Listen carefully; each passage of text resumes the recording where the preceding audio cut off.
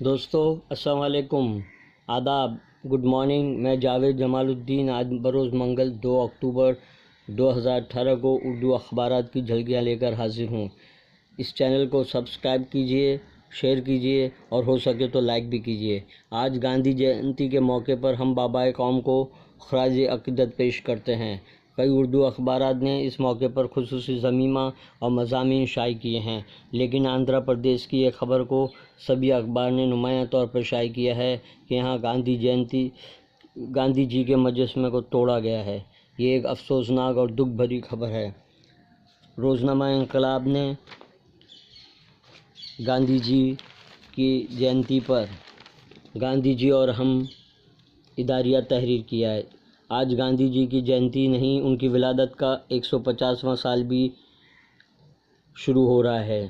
اس موقع پر ستم ظرفی کو محسوس کرتے ہوئے بڑا فخر ہوتا ہے کہ عالمی سطح پر مقبول اس شخصیت کے ساتھ جس پر سب کو ناز ہونا چاہیے آج بھی انصاف نہیں ہو رہا ہے۔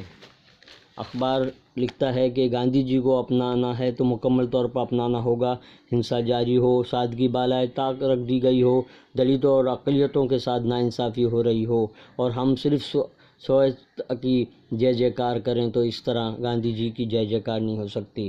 وقت کم ہے، الف نون نے قطع لکھا ہے کہ آنسوؤں میں ہم ڈوب جانا ہے جناب، وقت کم ہے، مسکرانا ہے جناب، ایک سکون کا سانس لے کر دیکھیے کس قدر نازک زمانہ ہے جناب۔ دور حاضر میں مہاتما گاندھی کے اصولوں کی ضرورت ہے، اس عنوان سے الطاف عطا اللہ خان سلیم اردو ہائی اسکول سیانہ اورنگ آباد کا مراسلہ شائع ہوا ہے۔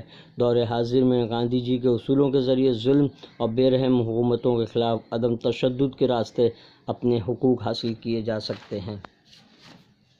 تو دوستو ایک ویڈیو ہم آخر میں پیش کریں گے جس میں ووٹر لسٹ میں ناموں کا اندراج کرانے کے لیے جاری بیداری مہم کے بارے میں اپیل پیش کی جائے گی۔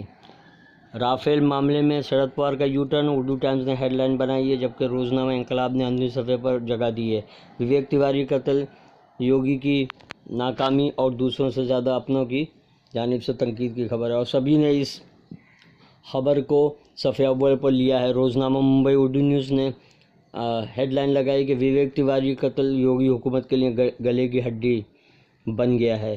سمبھاجی بھیڑے سمیت 9 لوگوں کے مقدمات واپس لینے کے مہاراشٹر حکومت کے فیصلے کو سبھی نے تنقید کا نشانہ بنایا ہے، جو کہ بھیما کورے گاؤں کے تشدد میں ملزمین ہیں۔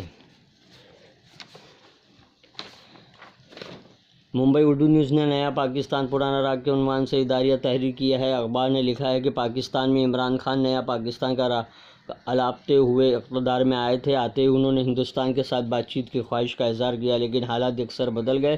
ویسے اخبار کا خیال ہے کہ دونوں بات چیت کے بغیر بھی نہیں رہ سکتے ہیں، انہیں میز پر آنا ہی پڑتا ہے، انہیں track two back channel diplomacy کو متحرک کرنا ہوگا، مذاکرات کے علاوہ کوئی راستہ نہیں ہے۔ انجمن اسلام گورننگ کونسل کے انتخابات میں صدر ڈاکٹر سعید قاضی کے پینل کی کامیابی کی تفصیلی خبر ممبئی اردو نیوز نے صفحہ آخر پر شائع کی ہے۔ ممبئی کے ڈکیت فلمی انداز میں بھوساول میں گرفتار، مودی سیاسی عدم برداشت کے شکار، مرکزی وزیر مختار عباس نقوی کے بیان کو سبھی اخبارات نے شائع کیا ہے۔ کیرالہ سیلاب متاثرین کی مدد کے لیے رضا اکیڈمی ممبئی کا وفد کیرالہ پہنچا۔ اکیڈمی کے صدر سعید نوری کی قیادت میں وفد نے متاثرین سے ملاقات کی اور ضرورت کے مطابق امداد تقسیم کی گئی، جس میں مالیگاؤں کے اراکین بھی شامل رہے۔ سپریم کورٹ کے چیف جسٹس دیپک مشرا کے الوداعی تقریب میں جذباتی ہونے اور ان کے بیان کو نمایاں طور پر شائع کیا گیا ہے کہ لوگوں کی تاریخ نہیں، کام دیکھ کر کرتا ہوں فیصلے کو بھی صفحہ اول پر جگہ دی گئی ہے۔ گوتم نولکھا کی نظر بندی ختم، مودی حکومت میں ملک کی حالت غلام ہندوستان جیسی ہو گئی ہے، کانگریس نے الزام لگایا ہے۔ روزنامہ انقلاب کے ادارتی صفحے پر اعجاز ذکا سید کے خاص مضمون کی سرخی کانگریس بی جے پی کی بی ٹیم بننے سے باز لگائی گئی ہے، جس میں مضمون نگار کا کہنا ہے کہ بہتر ہوگا کہ راہل کی پارٹی مذہبی رواداری کو فروغ دینے اور ملک کی مذہبی رنگا رنگی کو بہترین ذریعے شناخت بناتے ہوئے علامتی مذہب پسندی سے دور ہے۔ عالمی سطح کی 2-3 خبریں کافی اہمیت کے حامل ہیں۔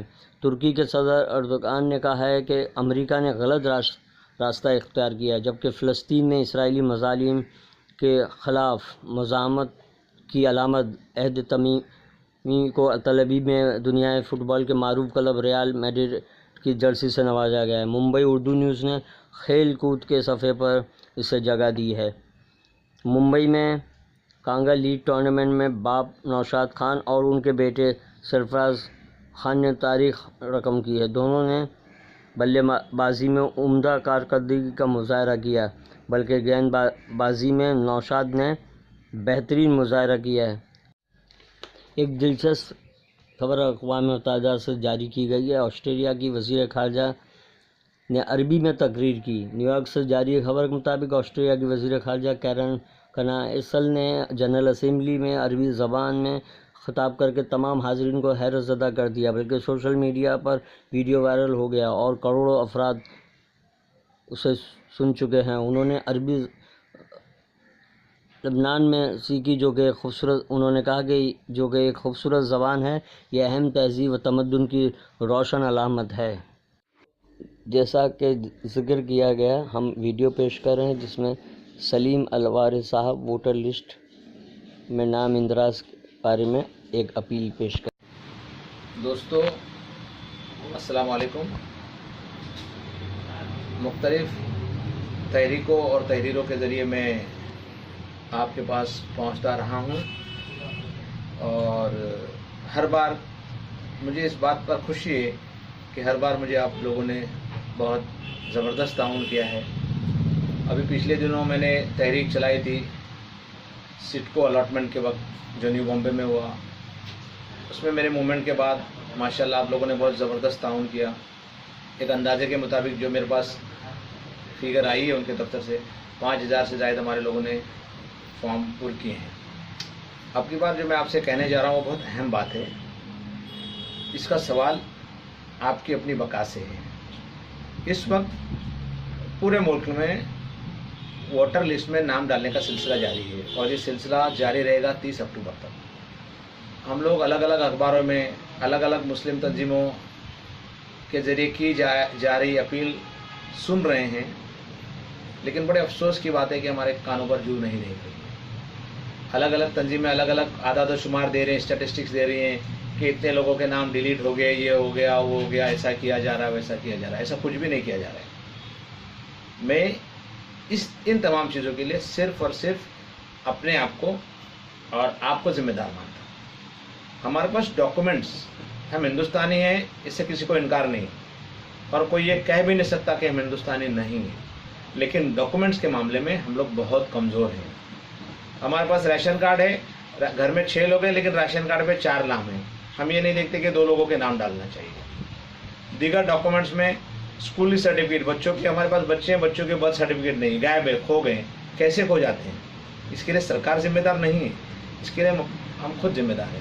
کل میں نے ایک لڑکی کو پوچھا، لگ بھگ 20-21 سال کی، بولا بچی بیٹا تمہارا نام ووٹر لسٹ میں آیا ہے؟ بولے نہیں انکل میں تو نوٹا کرنے والی ہوں، تو کیا ضرورت ہے اس بات کا اس کی؟ میں بولا نہیں، نوٹا کرنا آپ کا اختیار ہے، لیکن ووٹنگ لسٹ میں نام ڈالنا آپ کی اپنی ذمہ داری ہے۔ تو کل یا پرسوں پہلی فرصت میں جا کر قریبی جو بھی دفتر ہوگا، جو الگ الگ جگہ پر سینٹرز بنائے گئے ہیں، وہاں پر جا کر آپ اپنا نام ووٹر لسٹ میں داخل کیجیے۔ میں آپ تمام بھائیوں سے، میری بہنوں سے درخواست کرتا ہوں کہ وہ کراس چیک کریں، اپنے ہسبینڈ کو پوچھیں کہ آپ کا نام، اپنا نام ووٹر لسٹ میں آیا ہے کہ نہیں۔ ہسبینڈ جو اپنی چیک کرے کہ بیوی کا نام، بچوں کا نام جو 18 سال سے زائد ہے ان کا نام آیا کہ نہیں۔ الیکشن کے دن دوڑنے بھاگنے سے، سرکار کو گالی دینے سے، کسی سیاسی پارٹی کو گالی دینے سے اپنا مسئلہ حل نہیں ہوتا۔ ابھی ہمارے پاس پورے 28 دن ہیں، 1 مہینہ ہے۔ میں چاہتا ہوں کہ اس ملک کا ایک ایک فرد اپنا نام ووٹر لسٹ میں ڈالنے کی کوشش کرے اور اس کے لیے خود ہی بھاگ دوڑ کرے۔ شکریہ سلیم الوارث صاحب۔ تو دوستو آپ بھی اس نصیحت پہ عمل کیجیے اور ووٹر لسٹ میں اپنا نام اندراج کرانے کے لیے فوری طور پہ قریبی مرکز پہ پہنچیے اور اپنے بچوں کا جو 18 سال ہو چکے ہیں نام اندراج کرائیے۔ کل پھر ایک شخصیت کو پیش کیا جائے گا جو اس سلسلے میں اپیل کرے گی۔ یہ آج کے اخبارات کی جھلکیاں تھیں۔ کل پھر ملاقات ہوگی انشاءاللہ۔